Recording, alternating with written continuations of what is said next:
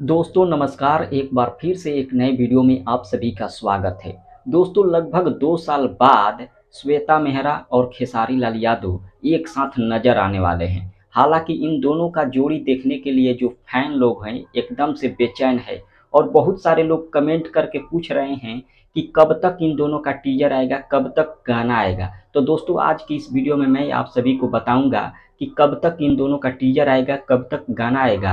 लेकिन उससे पहले आप सभी से एक छोटा सा अपील है कि अगर आप खेसारी लाल और श्वेता मेहरा का फैन है तो इस वीडियो को लाइक करके शेयर कर दीजिएगा और चैनल पर पहली बार आए हैं तो चैनल को सब्सक्राइब कर बेल आइकन को दबा दीजिएगा।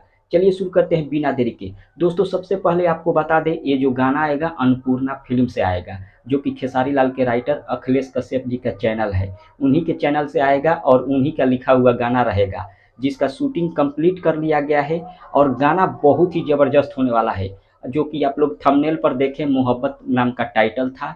हालांकि मोहब्बत नाम का टाइटल केवल समझाने के लिए आप लोगों को मैं थंबनेल बनाया हूं, लेकिन रियल टाइटल ये नहीं होगा, रियल टाइटल दूसरा होगा। लेकिन बहुत जल्द आप सभी को गाना सुनने को मिलेगा। लेकिन आपको बता दूं इसका जो टीजर आएगा सावन के लास्ट तक आएगा।